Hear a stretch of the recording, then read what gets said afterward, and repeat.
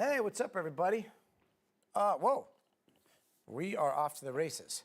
Sorry, I got to do something real fast. So you guys get to walk this way as I limp to the green room. What up? Hi. Hey, what's up? Are you guys in here today? Yeah, I'm doing what Min does today. Nice. He's doing the debates. Got it. Yeah, we've got some debates happening. The gubernatorial debate is going to be here locally. I think NBC's doing it, so that's pretty exciting. Let's see. Hello, Chiron. Hello, SML. SML, remember to be on your best behavior. No spamming. Right? Right?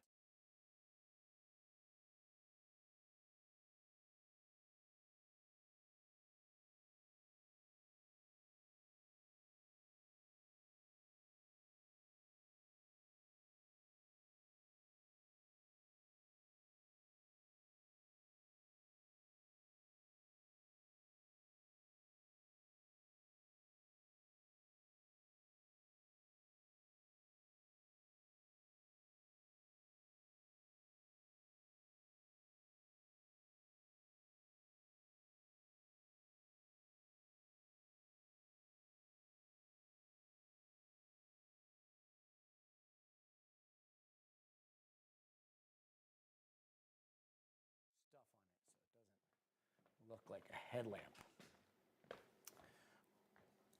All right, can you guys hear me? One Adam says, I can't hear you. Huh, what, Bryce? Let's settle in here. Can you guys hear me now? Mic check, check, check, check. Might have been because my mic wasn't working out there. Can everybody hear me? Let's see, we got 12 minutes to chat before the show starts. So, one Adam, what are you watching in the news today? What are you hoping to learn? SML, have you seen any headlines that you're hoping we can dive into a little bit deeper? Bryce, stop flooding. Yeah, we should stop flooding this chat with the same things over and over and over again. Just normal, common chat decency.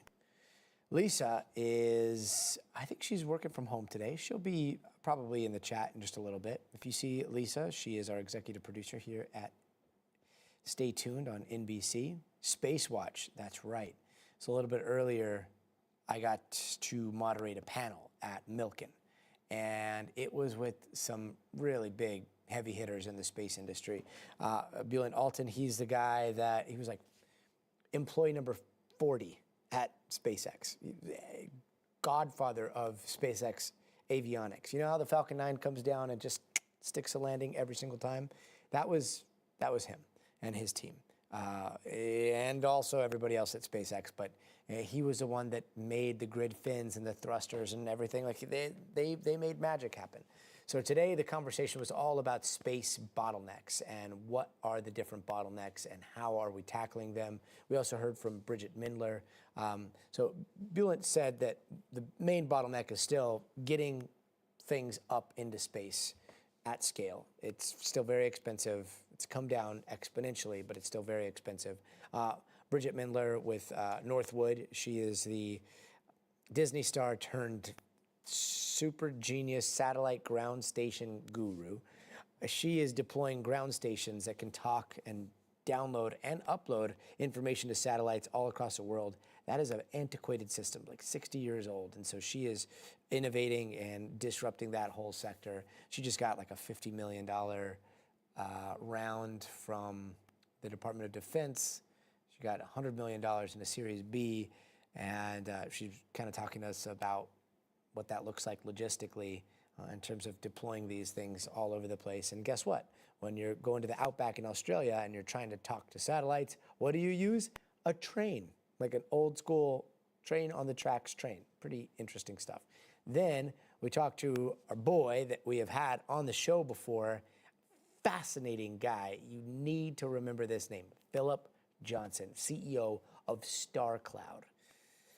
StarCloud, they put NVIDIA H100, a supercomputer, up into space. They they fed it all of Shakespeare's works, and they sent it up there, launched it into orbit, and then they made it compute in space. And if you know anything about like the vacuum of space, it's cold. It's very, very cold. But supercomputers, they generate massive amounts of heat. Those chips get very, very hot. And so the question has been like, yeah, how do you make sure that the supercomputer, this chip doesn't just melt itself? Like, there's no way you could do that in orbit because you can't get radiators. Like, there's no air, there's no cooling system. You can't pass fans over it to cool it down. They made some proprietary radiator that they won't tell us exactly how they did it because it's their stuff, but they pulled it off. And all of a sudden they had a Shakespeare bot up there shooting down Shakespearean prose to us down here on Earth. Incredible. And then we got 9 minutes to the show. We talked to former Deputy Commander Shaw of the U.S. Space Command about this invisible war that is happening over our heads every day as we speak right now. There's probably some shenanigans going up. He was saying that it's, everybody thinks it's Star Wars. It's not Star Wars. There's some shadiness happening.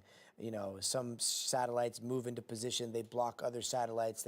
There's jamming. It's kind of like cyber warfare. And it moves very, very slow because these things are like so far away. So instead of like the Star Wars lightsaber, like laser battle, it's more like long classical music as these things are like getting into position to mess with each other. But the future is probably going to it's probably going to have things like bodyguard satellites that will go up with satellites, very important satellites, and they will defend these satellites either kinetically or they can block incoming threats. Anyway, the point of all of this, and we're going to touch on it just very, very briefly, but what I left this hour-long conversation that we had about space with today is like there's so much work to be done in so many different directions. Like the industries that are about to be born in the industrialization of space are endless. Like AI, okay, AI is going to take a lot of jobs. Guess what? Space is going to give us so many more jobs. So if you guys are at a weird fork in the road right now, anything related to aerospace or the support of aerospace here on Earth, it's going to be a big, big, big place to be. Here's how I see it. That star cloud that they put up there, that NVIDIA H100, it was, that moment in space history is like, the cotton gin, when the cotton gin was invented and they could separate cotton and they could separate the seeds, and it used to take humans like so much time to do that, and that was really a choke point in industrialization. And then all of a sudden you have textiles just exploding, everything that we like, so much of our world, the cotton gin and industrialization, like it was a monumental moment. We just put a cotton gin up into space. We put a cognitive cotton gin up into space, and it is going to open up the industrial age of space, not just exploration. Now we can move into industrialization. So pretty wild stuff. Why don't we hear much about Space Force? You know what, Adam? We should hear more about Space Force. I'm going to invite that guy, the Deputy Commander, or former Deputy Commander Shaw, on the show because I want him to talk about the Kessler effect and a bunch of other stuff.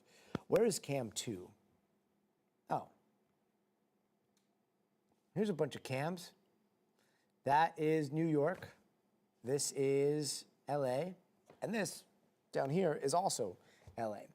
And in a little bit, we'll put the whole show up there on the big board. Nolan, thanks for reminding me. We're going to try to tackle it at some point this week. It is a very heady subject. We need to find the right guest. We need to find a guest that can strike the right tone. Look, here's how I see the world. And a lot of people are like, "What are your politics? Like, what do you think about this? What do you think about that?" I truly try to. We might have talked about it before, but I truly try to see as many sides as humanly possible. And when it comes to this Palantir manifesto, I can see a bunch of different interpretations, and I think that having that conversation is important, but it's got to be super nuanced. So we got to find the right guest. If you have any suggestions, please send them in. No, the 2-cam last time, I don't know what you're talking about. Maybe you'll see it during the show. What's good with Big George and Lisa? It's Big Mike today. Lisa is doing pretty great. Let's see. Never letting it go. Hey, okay, so SSJ. Can I call you SSJ? Who do you think we should talk to about it? Got it. We got 4 minutes to the top of the show. How do you think about when we went around the moon in April? VXC, that's a very good question. I think it was incredible. We're going to be showing some of the images that they captured there in terms of inspiring humanity to maybe just all, like, the most important thing is we all have to be on the same page. We all have to get along, right? And in terms of that mission, Artemis 2 is just, just like sky is the limit. And I think that there's still people that are finding wonder and inspiration from those images.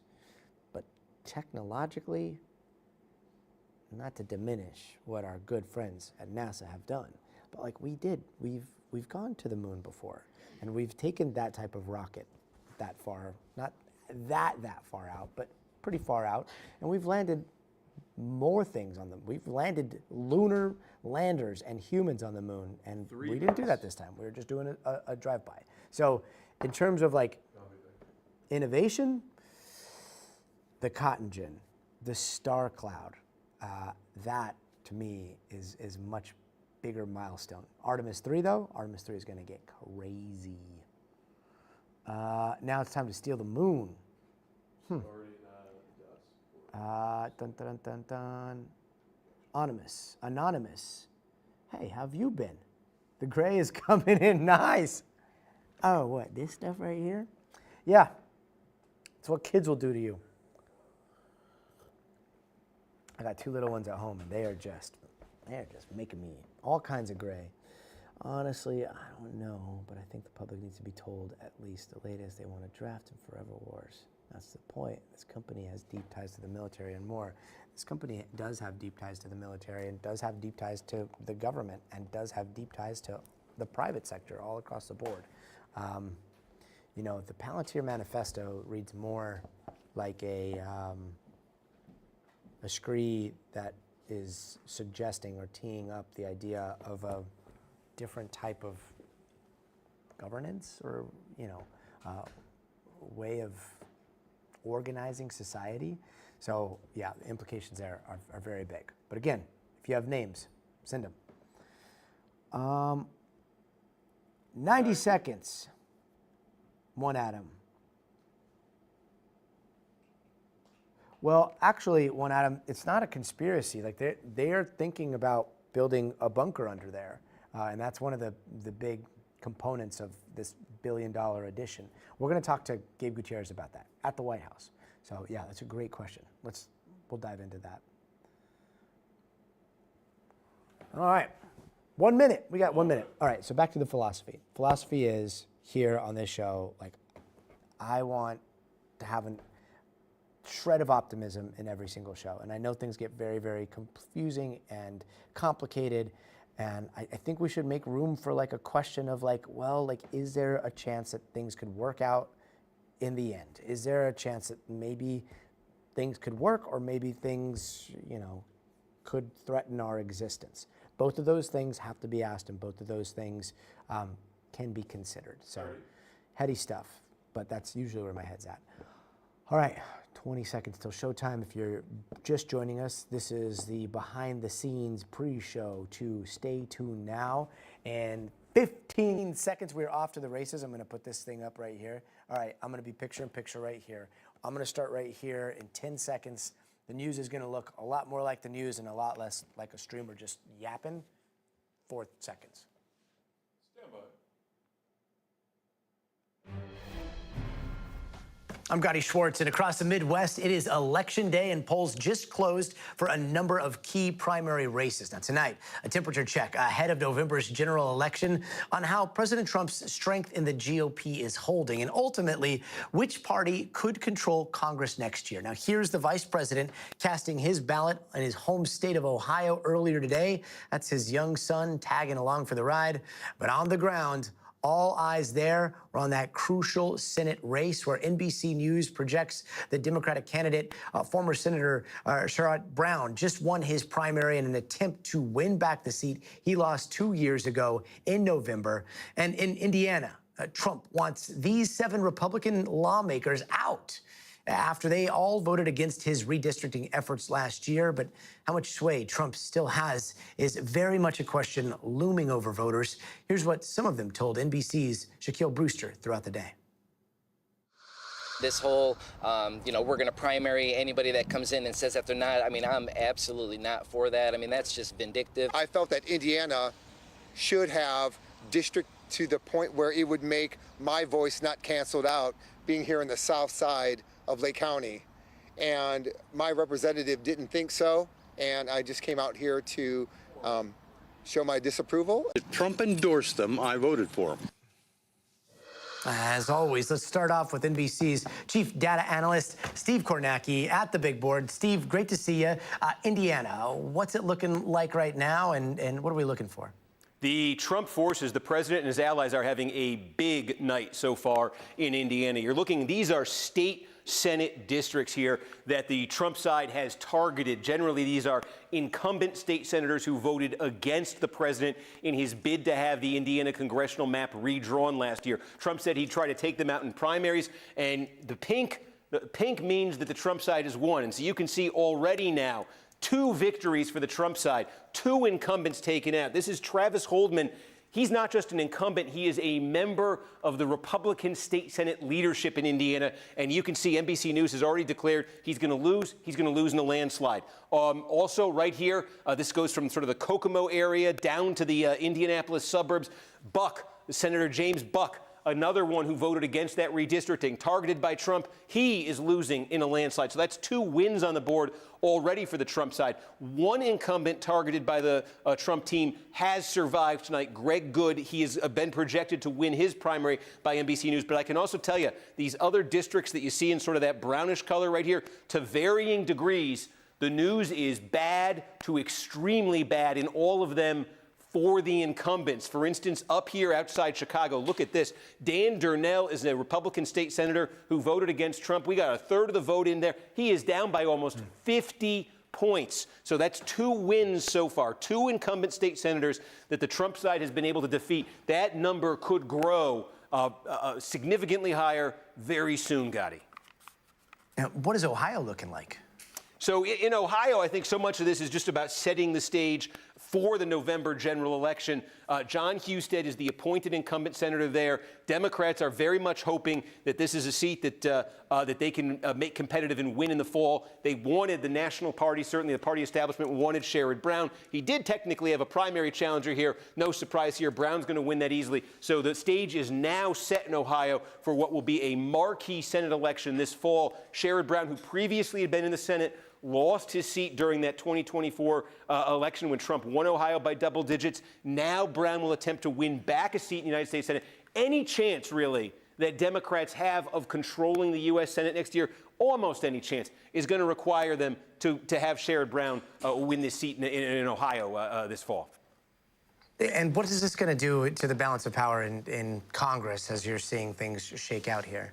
Well, the other thing we're looking at here in Ohio tonight, some of these House primaries I could show you here on the Republican side. Sorry for all the colors here, but you could see this district here, the 9th. This is like some kind of ophthalmologist eye test or something. But the 9th district here, in fact, you're starting to see the results come in. These are Republicans who are in the primary to run against Marcy Kaptur. Marcy Kaptur is a Democratic congresswoman who's been in office since 1982. She's the longest-serving woman in congressional history, in the history of the House. This is a district that Trump carried.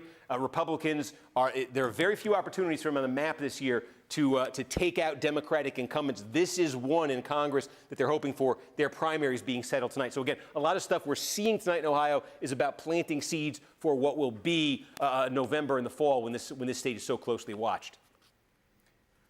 NBC's Steve Kornacki, thank you so much. Now let's bring in Aaron Covey. She leads the coverage of the U.S. House of Representatives at the Cook Political Report. Thanks so much for being with us. There's a lot of talk about this election being a referendum on the war in Iran, on rising gas prices, affordability. But isn't the midterm election always seen as a referendum on the president's first 2 years in office? Does anything about this make it more so or less so this year? That's correct. Midterm elections are almost always a referendum on the president's time in office. And typically what happens is that the president's power, as a result, loses seats in the House in midterm cycles. And so, the state of the economy, the unpopular war with Iran is only exacerbating an issue that we've seen historically for the past 100 years.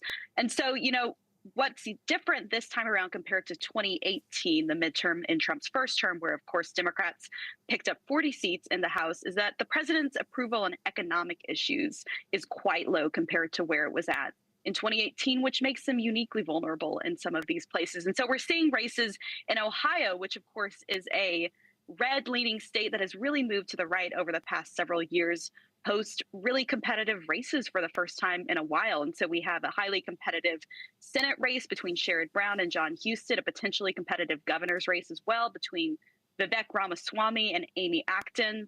And then we also have a couple of competitive House races as well. And we've also seen a bunch of redistricting efforts across the nation recently. Do you think that that's going to impact who controls Congress next year? Like, could it help Dems retake either chamber of Congress or further entrench the Republicans? It's a good question. So at this point, 8 states have redrawn their state congressional lines. However, among those 8 states, it doesn't look like either party is coming out on top.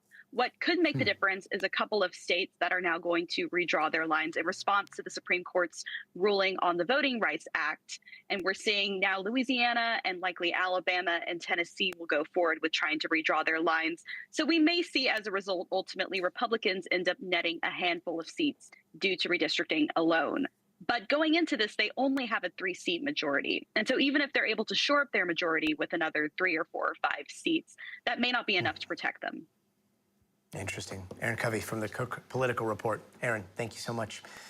And turning now to the war with Iran, which we all once knew as Operation Epic Fury, but now, according to Secretary of State Marco Rubio, it had a new name today. Listen. The operation is over. Epic Fury, as the president notified Congress, we're done with that stage of it. Okay, we're now on to this Project of Freedom. Well, Project Freedom, that is the administration's mission now to guide stranded ships through the Strait of Hormuz, but it could be over soon. Right now, it is on pause. It just started, now it's on pause. The president posting on Truth Social in the last hour that the project is going on pause because there might be a deal near. This comes after the administration spent the day boosting Project Freedom up.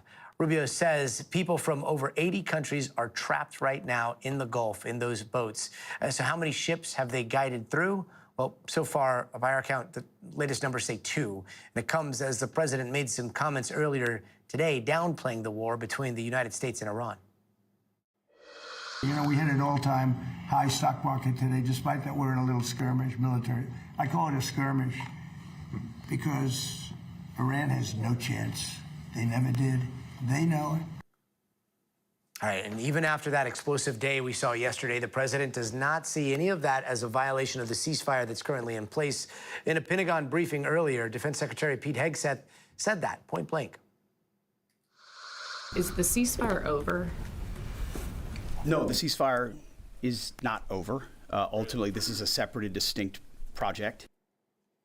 And let's bring in Garrett Hake, who is at the White House right now. So, Garrett, get us up to speed here. Project Freedom, that they just started, is now on pause, right? Not only did they just start it, Gotti, but they also spent the entire day today, used 2 press briefings with 2 different cabinet officials to sell it as a tremendous success, a humanitarian effort, a defensive effort, and essentially the future of operations as relates to Iran. Now the president says it's on pause. Now, we don't exactly know why. The president says this is done at the behest of Pakistan and because of some diplomatic breakthrough on the talks that he has said are ongoing with Iran. But if that's true, it comes basically out of the clear blue sky. There was no indication of a diplomatic breakthrough from Secretary Hegseth this morning or from Secretary Rubio this afternoon, who I would say went to some distance, some lengths to distance himself from this process and kind of pour cold water on the prospect there could be a diplomatic solution at all, calling Iran's leaders insane. So we have this Operation Freedom that the U.S. says allowed for the successful transit of 2 ships yesterday through the strait, but likely none today. We track ships using S&P Global. They say 1 ship went through the strait today. The U.S. government doesn't appear to have had anything involved with that. So is this paused because there were no takers, or is it paused because there is some breakthrough imminent? Right now, we just don't know, but it is an extraordinary reversal from the administration after really, truly, like the full day of selling us on this as the future of operations in the Persian Gulf. Wow. Is there a pause between what we're seeing because there are no takers, or is this a pause because there was a breakthrough? That is a very, very good question that we don't have an answer to. And I also wanted to ask you, right now, it seems like there are 2 negotiations or impasses. You've got the president and Iran, and then you've got a lot of those in Congress and the president about War Powers Act. This naming, like what is in a name, what is in these operational names, did that have to do with a little bit of what we're seeing, this back and forth between Congress and whether or not the clock was ticking and whether or not he has the power to act unilaterally for longer than 60 days here? So my reporting and analysis of this is that there is less to that than probably meets the eye. The administration, first of all, doesn't think the War Powers Act is constitutional. Marco Rubio said as much today, and he said he didn't believe it was constitutional even when he was a senator. So they don't feel particularly beholden to follow those rules, but they do inform Congress as they're compelled to do. But whether their deadline has any meaning, they're not so sure that it even applies. And I think why this matters less than you might think is, whether that deadline is meaningful constitutionally only really matters if Congress is willing to hold the administration's feet to the fire, right? If another constitutional branch of the government is willing to say, we're going to enforce this, and the Republican-controlled Congress in both houses has shown time and time again, they're not interested in that. In fact, I think their general posture is that this administration saying we've changed the name, we've moved on, the combat operations is over, provides a certain degree of political cover for Republicans to say we don't need to enforce this. The administration says it's over. Also, they're on recess this week, a very convenient time to change the name, change the posture, change what's going on without a lot of direct oversight. Yeah, reading between the lines, I mean, the way that you can read all of that out of the topsy-turvy day that we had today, I'm afraid to even ask you about this, but kamikaze dolphins, like that came up, right, in the White House. What's the deal with the dolphins? In fact, let's listen to this shot real fast if we have it. Listen to what they said. Can you kind of clarify these reports of kamikaze dolphins that we've heard about? I haven't heard the kamikaze dolphin thing. It's like sharks with laser beams, right? And I can't confirm or deny whether we have kamikaze dolphins, but I can confirm they don't. Okay, are they joking? Like, is that a joke? Is this a real thing? Like, how did this question even come up? Look, I think what this does is it speaks to the manner in which the Pentagon press corps has changed. You'll remember that they essentially booted anybody who wouldn't sign a waiver really restricting the kind of reporting that was allowed at the Pentagon.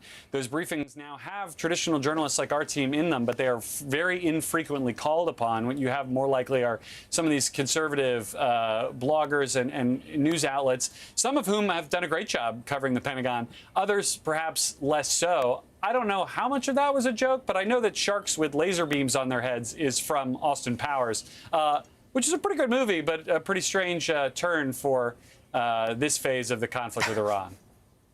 Yeah, Garrett Hake, that's quite the understatement. Thank you. Meanwhile, speaking of the president, his latest passion project might be turning into a group project. For months, Trump has been talking about the big new ballroom that he's building on the White House grounds, courtesy of private donors, right? Something he has mentioned several times. This is being financed privately. This was all donations made by friends of mine and people that love our country. We're giving them, myself and donors are giving them free of charge for nothing.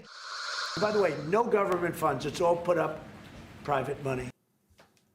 And we should mention that one of those donors on that list is NBC's Universal company, parent company Comcast. But now it might also cost the public a cool $1 billion, billion with a B. Republicans have just released a roughly $70 billion bill to fund parts of the DHS. And when you look at it very closely, that includes about $38.2 billion for ICE, $26 billion for Border Patrol, $5 billion for DHS. But it's that $1 billion price tag for the ballroom security upgrades that is raising some eyebrows. The president's allies are saying after the attack that we saw at the White House Correspondents' Dinner, they got to beef up security. And let's bring in Gabe Gutierrez, who is also at the White House. And yet, Gabe, your view looks different from Garrett's and different from what we're used to. That has to do with what we're talking about today, right? Yeah, that's right, Gotti. Look, we're standing right next to the West Wing, but behind me, you can see there's a crane kind of back there behind me. Also, there's another one right over here. And these are construction cranes that are working on what the Trump administration is calling this East Wing modernization project. Now, it's hard to get an up-close view of this, Gotti. There's actually just certain parts of D.C. where you can get them, and they're very difficult to film from. But this construction is ongoing while legal challenges play out. Now, next month, a federal appeals court is set to consider whether to continue this project to keep going. But as of now, these construction cranes are working pretty much every day. And it's been really remarkable to see over the last couple of months how quickly this project has literally gotten off the ground. You'll remember, Gotti, this came after that controversial demolition of the entire East Wing. And now the administration is trying to build that 90,000 square foot structure, which the president estimated to be about $400 million. But now we're hearing about this congressional Republican request to ask for about $1 billion in potential taxpayer money, not just or not for the ballroom itself, according to the administration, but rather for security upgrades. At least that's what Republicans say they're asking for, Gotti. Security upgrades, you know, is there an itemized breakdown of how they're going from $400 million to now an additional $1 billion for the security upgrades? Or is that something that they can say, hey, well, you know, it's security, so we can't really show you? Well, look, this has been an evolving project, Gotti. The initial cost was estimated to be just a couple $100 million. Now it's up to $400 million. The president continues to insist, and the White House really is trying to stress that the ballroom itself will continue to be paid for by private donors. However, in this congressional proposal, which is, you know, part of a request for funding for immigration, also for Border Patrol, but also put in that request is this $1 billion.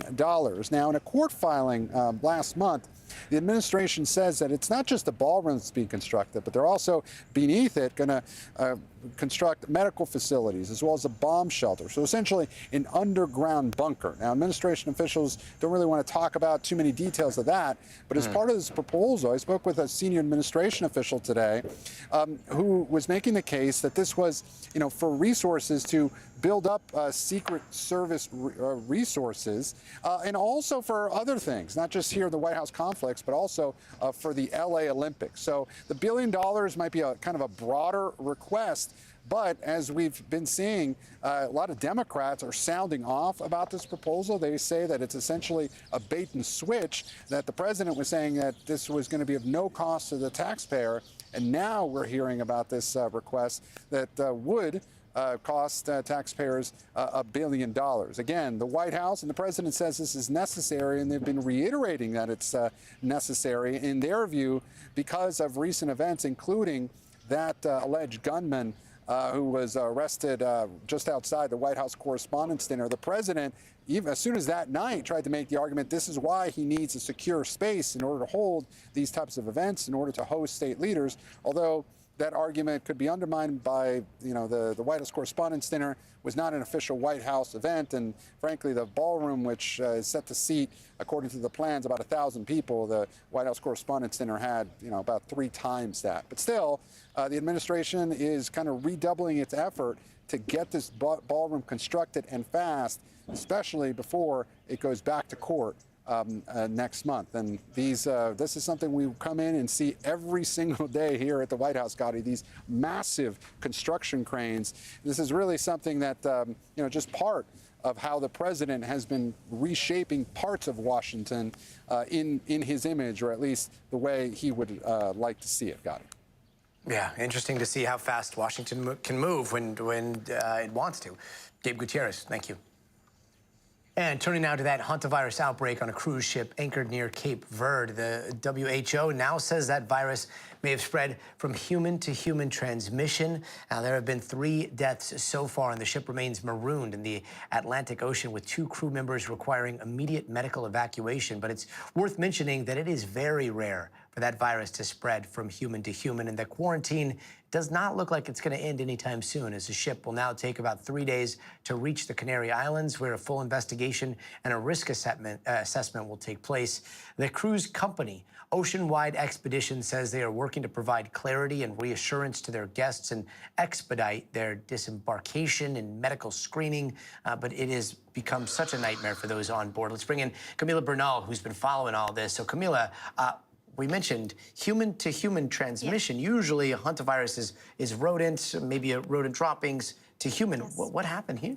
So it's a different variant that's usually found in South America, and that one is believed to be associated with human-to-human. And so what the WHO believes is that the initial patient got on the ship in Argentina and likely gave it to his wife. So they believe it's possible that this virus actually came from Argentina before they got on the ship. It's not 100% sure, but that is what they're thinking. Here's part of what the WHO said. We do believe that there may be some human-to-human transmission that's happening among the really close contacts, the husband and wife, people who've shared cabins, et cetera. But just, again, contextually, hantaviruses don't typically transmit that way. It's really a rodent infection. It is very rare. The problem with this virus is that there are some doctors that have told me there's a 35% chance of death, maybe 40% chance of death. If you're infected, there's no vaccine, there's no cure. You could be treated for your symptoms, but it is very deadly. Yeah, this hantavirus, I mean, the manifestations at the beginning, if I understand it correctly, and I'm not sure about the Argentinian variant, but it's not easy to detect, right? It looks like a fever. You've got, some headaches, a lot of fatigue. How did they figure this out? Well, they've been on that ship for a very long time. So the problem with hantavirus is that sometimes you don't even realize you have it for 2 weeks.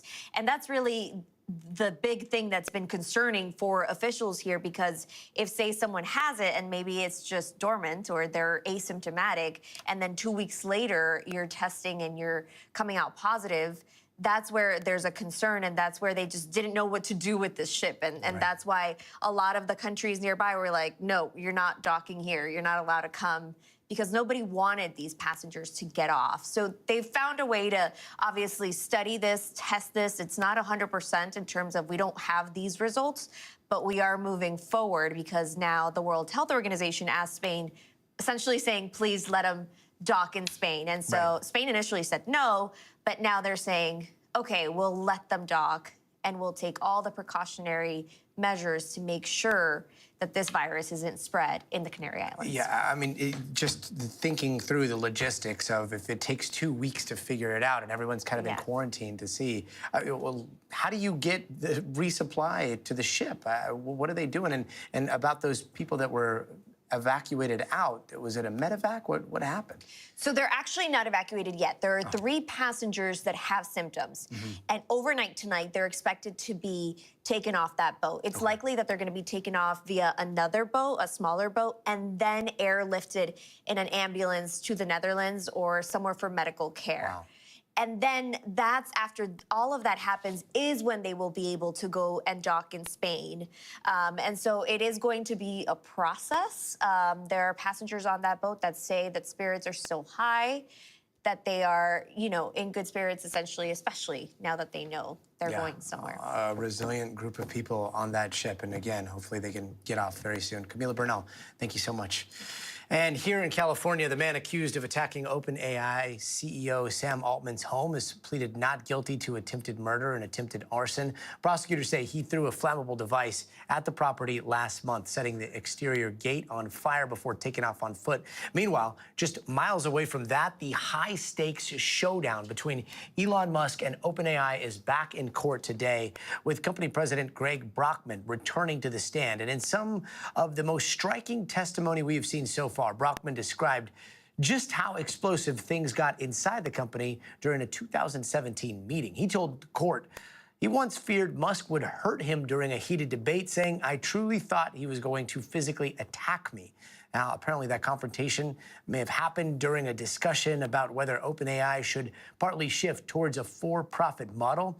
He says Musk pushed for majority control of the company and rejected proposals for equal ownership among co-founders. Brockman also faced questions about a personal journal he kept on his laptop, saying it was very painful to have his private notes read out in open court. Let's bring in David Ingram, who has been following this from inside of the courtroom. David, good to see you. Greg Brockman facing questions about his emails, his text messages, and this personal diary that we've been talking about here. What did we learn today? Well, so the questioning about this diary really focused on a period from 2017, so nine years ago. And this was a time when OpenAI realized they needed way more money. And also some of the people working there, including Brockman, decided that they weren't really comfortable long-term working for Elon Musk. So this journal, Musk's lawyers say that they got 400 pages of this journal to review during discovery. And we're learning little by little, the jury's seeing some of these snippets of the journal for the first time. And this really goes to what was Brockman thinking during this particular period of time? What were his motivations? So we saw spin from both sides, from the plaintiffs and from the defendants. Musk's side is looking at these journal entries and using them as evidence to try to say that Greg Brockman was money motivated, that he was being essentially greedy. Brockman is saying, look, you're taking these out of context. These show that, I was thinking through various considerations, but money was secondary. And he was worried that Musk wouldn't be committed to the mission of achieving artificial intelligence. And the judge cited some of those diary entries in her decision to deny the OpenAI's motion to prevent the case from going to trial, which was really, really interesting and maybe tells us a little bit of where things might be headed. But Brockman's, quote, Brockman's electronic notes could be read to suggest that Brockman intended to deceive. He cannot say that he is committed to the nonprofit because that representation would be a lie, and Musk's story would correctly be that we weren't honest with him in the end. Still wanting to do the for-profit just without him. I mean, what does the judge there say about how important these entries are to the entire case? So the judge was really grappling with these entries before this trial, and you noted from her ruling there from January, she essentially threw up her hands and said, look, this is a question that is a factual question that needs to go to a jury of our peers. And so these 9 jurors, one of the questions they'll be asked essentially boil down to, was Greg Brockman and others in his position, were they trying to enrich themselves? And so they may look to these journal entries to get a real firsthand sense of what was in Brockman's mind at the time.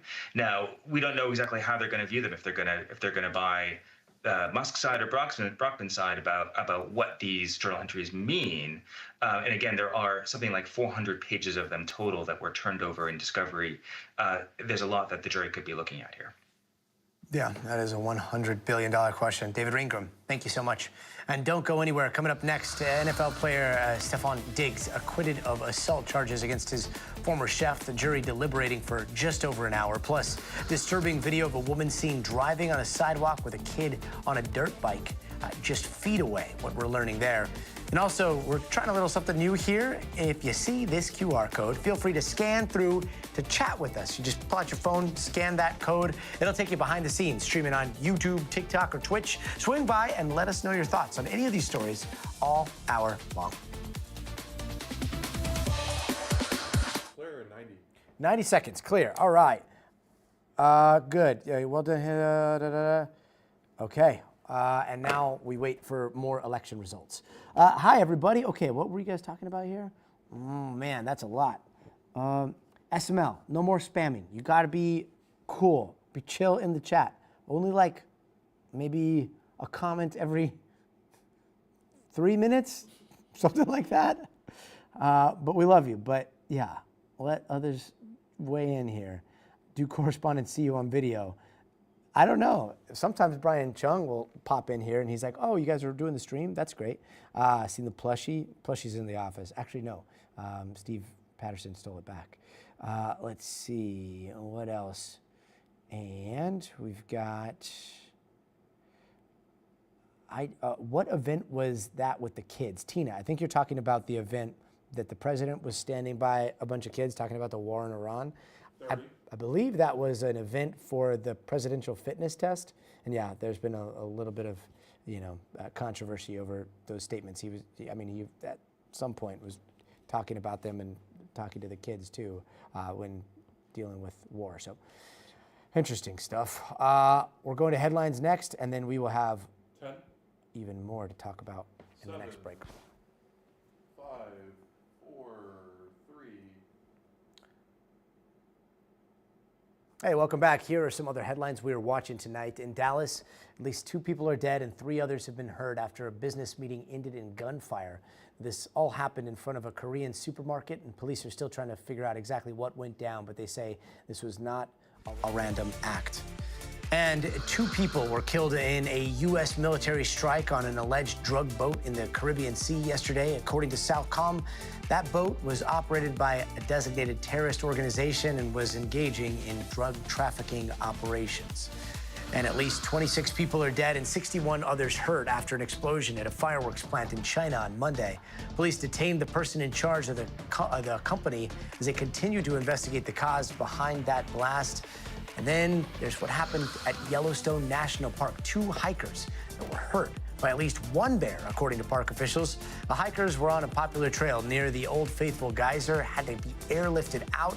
And according to park officials, it could have been 1 bear or there could have been more bears involved. They are still investigating.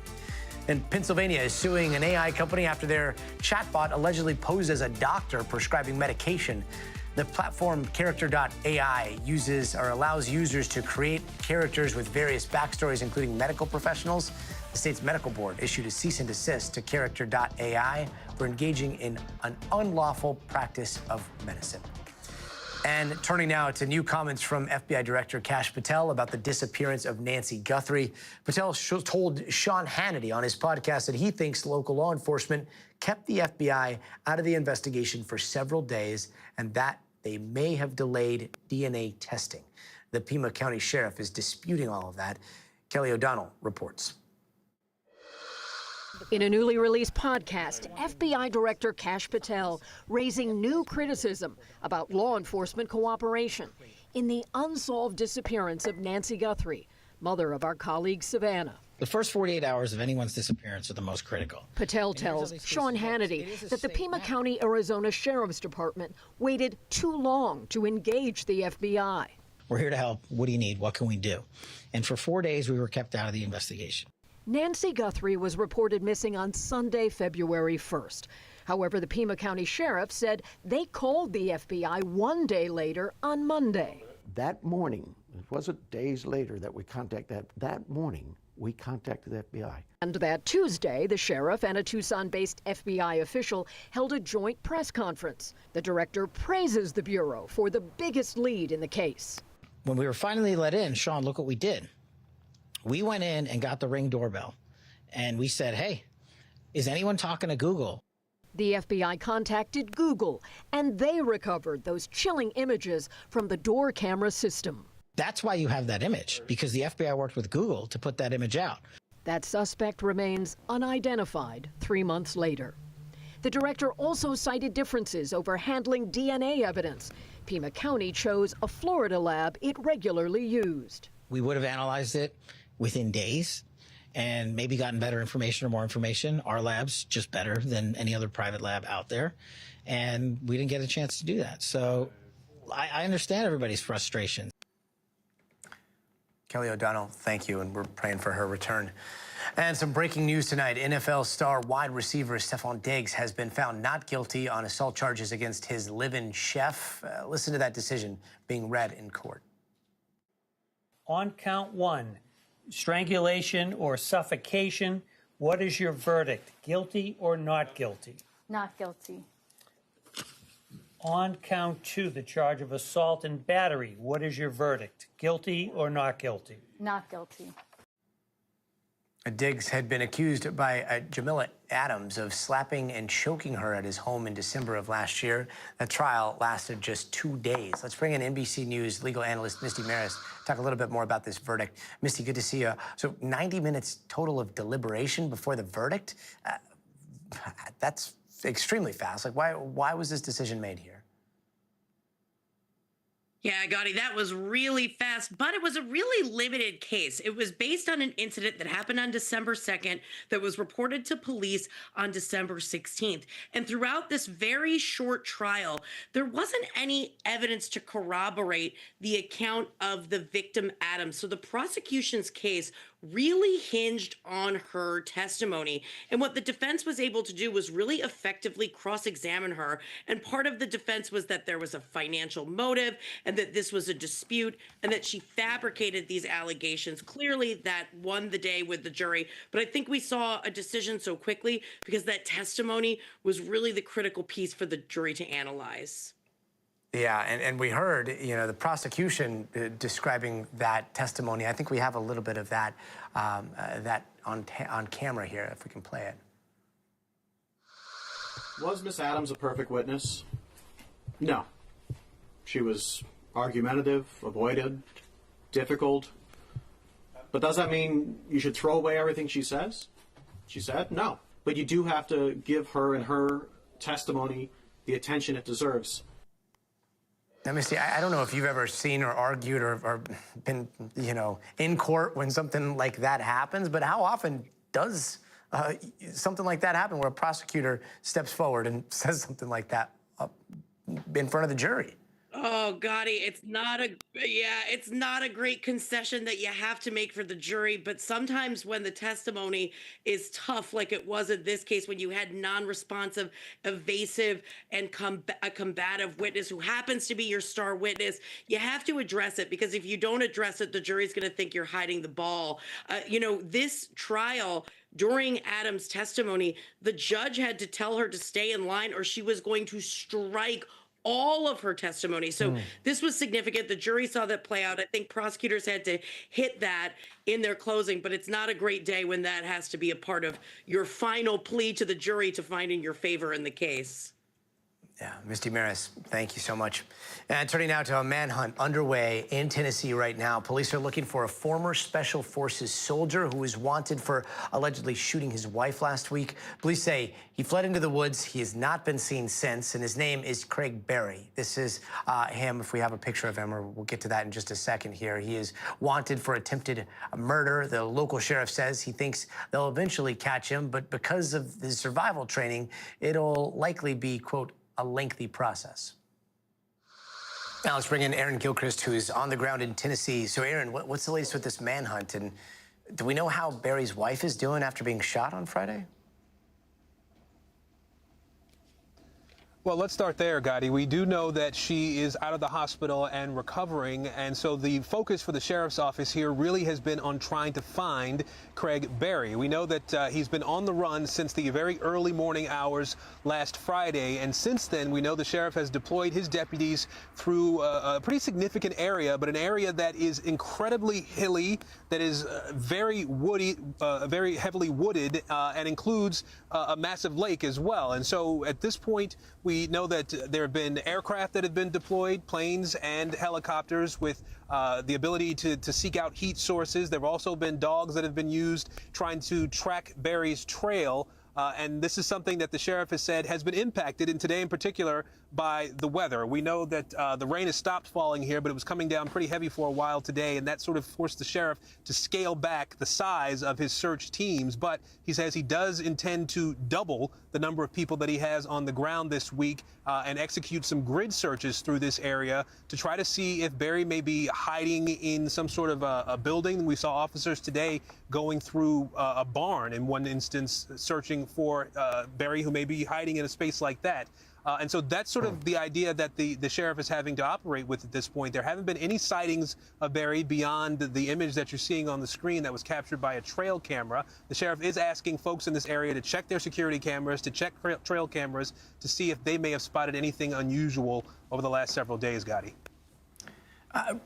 Berry's special forces background, does that complicate this search when it comes to things like guns or using forward-looking infrared, things that he might know searchers are going to be deploying here? Yeah, it definitely adds a challenge, the sheriff told me. The Army does confirm that Craig Berry was trained by Special Forces, had a Special Forces designation in his title while he was in the Army.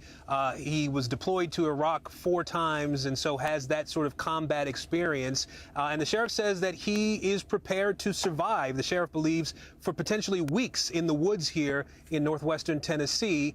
And that's something that is a factor that they're having to consider, that they know he has a gun, they believe he may have a rifle as well, and they think that he knows how to survive, how to hide out in these spaces. I want you to hear a little bit from the sheriff about sort of their plan of attack here in trying to search this area for someone that they know knows how to hide.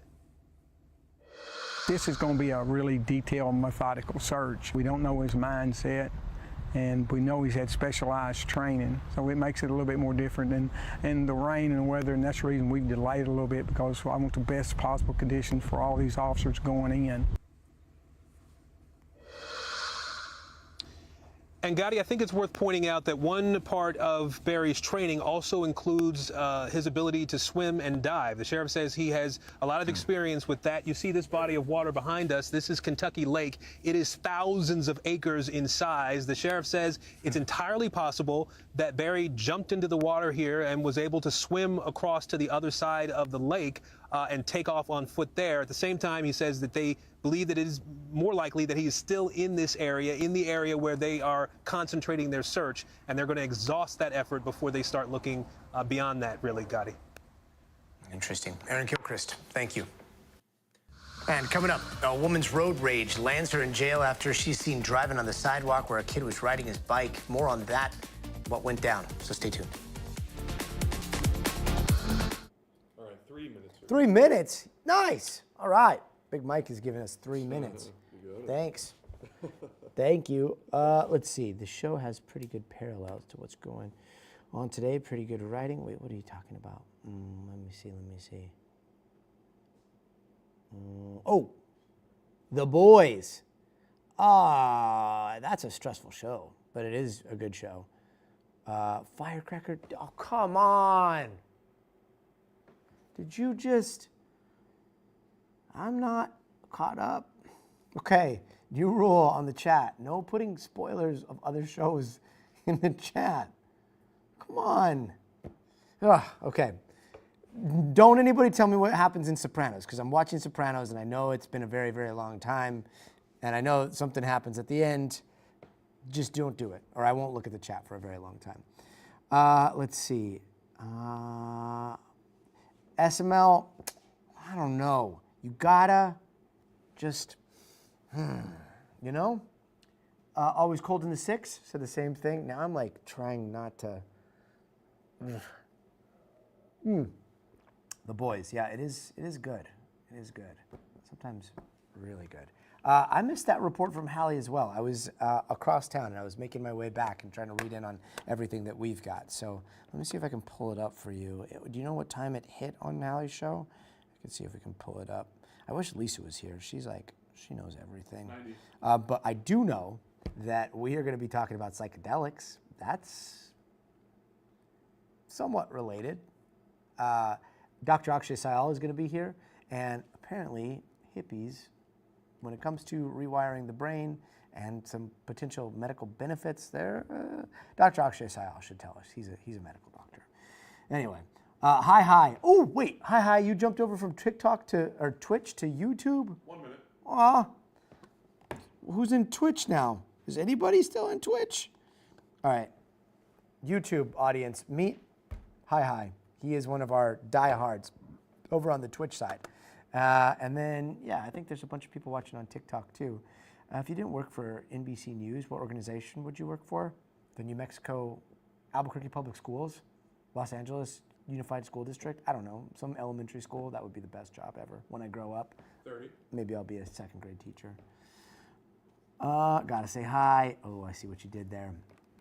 Mushrooms took me away from a 12-year opiate addiction? Are you serious? Well, Adam, we're about to do a story about this. We're going to talk about this. Please, as we talk to Akshay, feel free, and again, don't want to put you on the spot, but feel free to share whatever you feel comfortable sharing. 5, 4,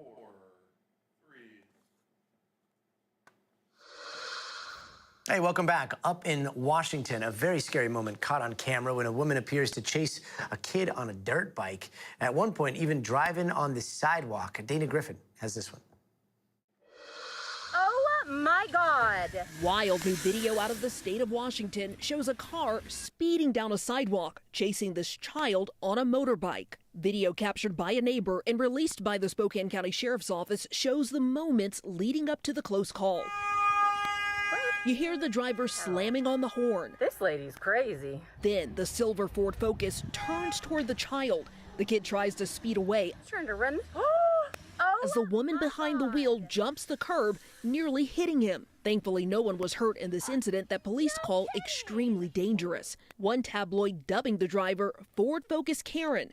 Officials say she's actually 56-year-old Wendy Clemente. She fled the scene but was later arrested after trying to enter a random stranger's home. When asked about the incident, the sheriff's office says she told deputies she couldn't remember it and later admitted to police she had been drinking. It's still unclear why she drove towards the child. Efforts to reach Clemente were unsuccessful. She now faces several charges, including a DUI, attempted assault, and trespassing, according to officials. They say she appeared in court but was later released without needing to post bond. The Spokane Sheriff's Office telling NBC News her charges might change but couldn't share specifics. No kidding! The pedal-to-the-metal ordeal, leaving neighbors stunned, running into the street after a road-raged woman took a reckless leap, landing her in serious legal trouble. Dana Griffin, NBC News. Dana, thank you for that report. And coming up, what new research is revealing about the potential long-term effects of psychedelic trips and if they can actually rewire the brain? Dr. Akshay Syal is on the call. It's coming up next.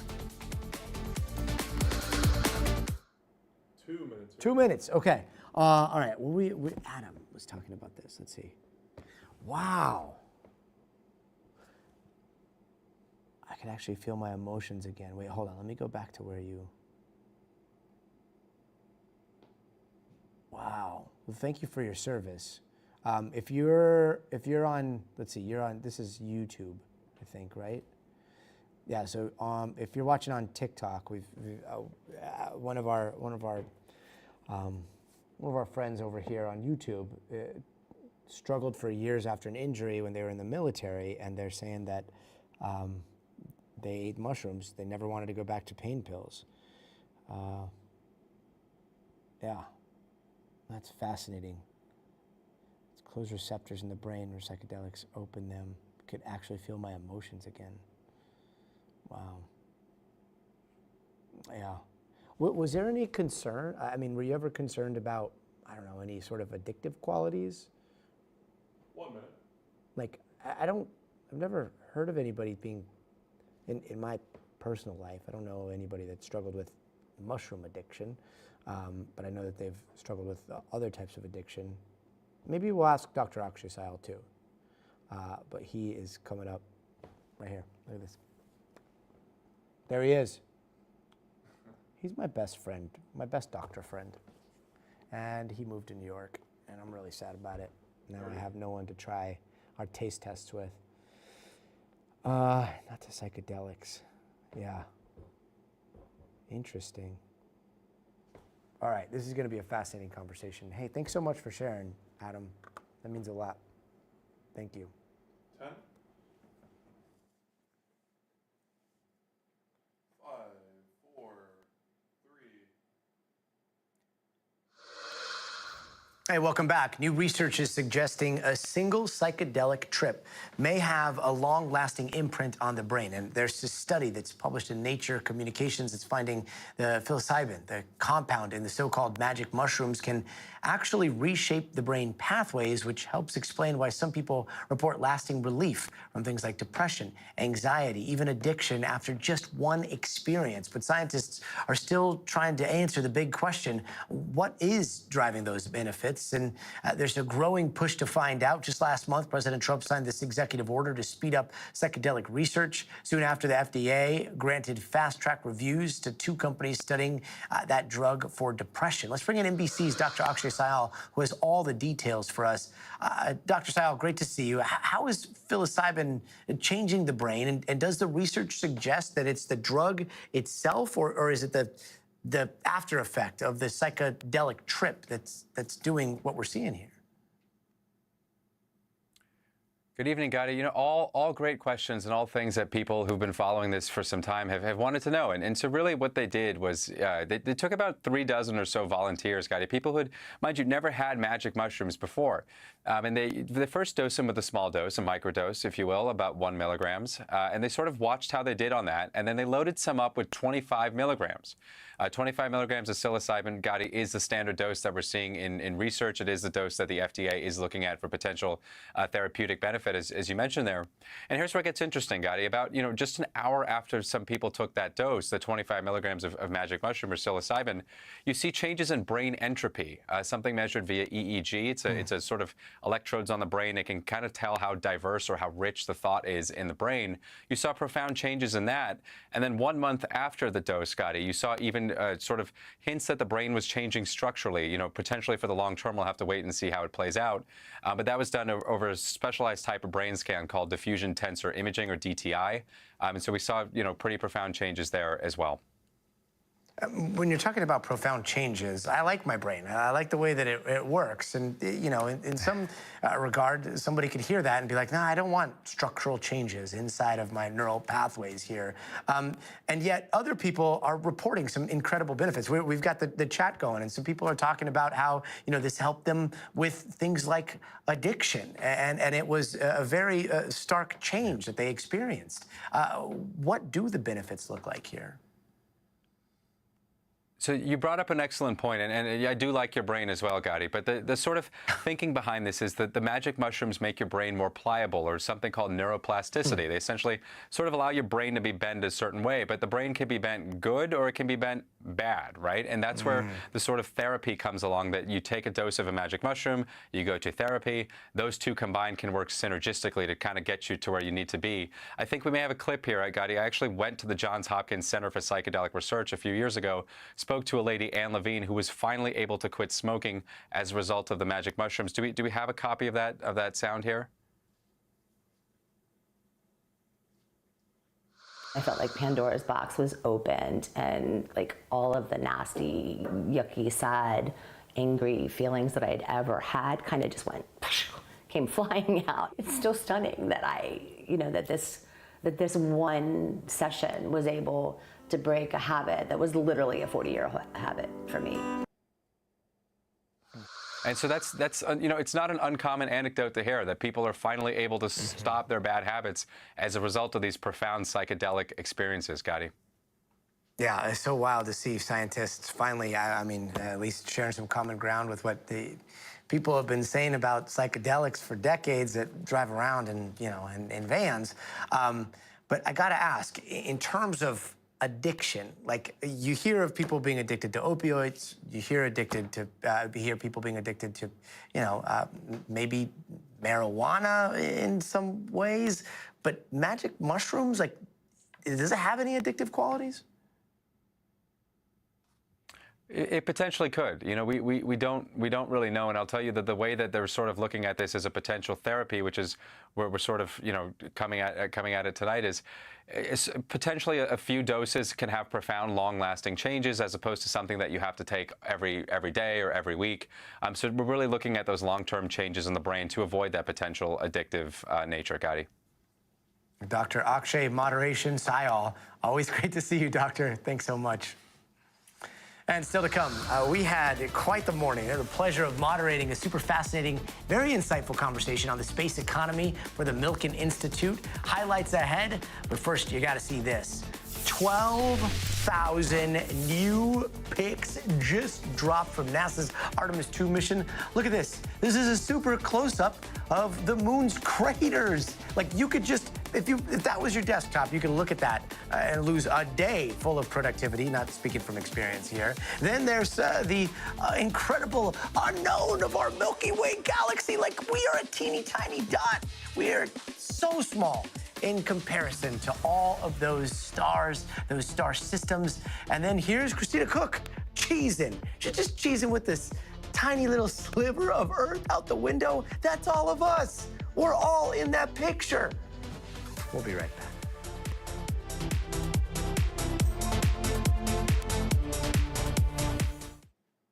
All right, 90. 90, all right. Okay, gosh, those pictures are sick. One atom. Does it help the ADHD? E-block on tape. Because I have a very severe ADHD that I manage with journalism. I manage with the craziness of this high pressure, high stakes, constant flood of information. Guess what? Part of my therapy is self-medicating through this stream right here. I gotta tell you guys, this multitasking, from going from the news to talking to you guys, from going from the news to talking to you guys, if you have an ADHD brain, you know that in order to lock in, you need to open up those receptors and just flood the zone with as much dopamine as humanly possible. And we do that. We do that with this two-way street. We do that with all the news that's happening all over the world. So thank you guys so very much. But yeah, my brain does not work in a linear way. And this and the news and what's happening down here in the scripts and right here and just trying to make sense of all of it and it all coming together from 5 o'clock to 6 o'clock every single day here on the West Coast, I love it. And I hope you guys love it too. So we are going to continue to do the news this way for as long as we possibly can. And if you guys have suggestions on how you think we could make it even better, let us know. Other than SML saying calm down. No. This is something to be excited about. And we're going to continue to do so. Let's see. Always cold in the 6. We always see you. Mr. Nolan, okay. Fun work is great for ADD. Yes, it is. 5 o'clock somewhere. Need more distractions. Hi. Author Devin, why can't we all work together to build a better world? Yeah, like why can't we? We should. We need to. Let's see, what else? Alton, one of the main guys behind the engineering marvel SpaceX pulled off when they started landing rockets vertically back here on Earth. And we got super excited about the future of all of it, including what it could mean for where, I don't know, every piece of trash on Earth goes. Here's just a snippet of our hour-long conversation. What are the first ground-based, my life has changed because of what we're seeing now? What are those effects that you see? 3 billion people were not connected to the internet and still don't have broadband access. That completely has changed. Today, I can just buy a simple little dish and lob it on a piece of dirt, I have Starlink. It's also the flow of data that is fundamentally different for AI use cases, and then also machines to machines. So we're not just talking about each human on the planet being able to be connected, we're talking about all of those devices. Any sort of big picture problem that you're hoping that we can tackle in a very, very large sci-fi way in the future here? Maybe we're not too far away from Earth-Moon system zoning, where certain industries just shouldn't be on the planet. This is a residential planet. It's a residential neighborhood only. You know, it's the only one we have right now. Why use this Earth for any of the dirty industry? Any dirty industry. Any dirty industry. I think we should think about, of course, it's a very long-term thinking, but it's really a singular planet, and our horizon is always increasing, and we're looking at more and more planets, and we're not finding anyone that looks as good as the one that we are on. I don't want trash piles on Earth anywhere. Really a drop in the bucket in terms of how much knowledge and information we can be just streaming and communicating. And there's billions of people here on Earth that could be benefiting from, orders of magnitude more knowledge sharing that we don't even know right now to what degree that can serve their life. So I think space is an enabler for that, and then off into the universe even further. Off into the universe. The possibilities are truly beyond anything here on Earth, and they are very hard to wrap your mind around, but we're going to think about them anyway. That's going to do it for us tonight. I'm Gotti Schwartz. We'll see you here tomorrow, but until then, stay tuned to NBC News Now.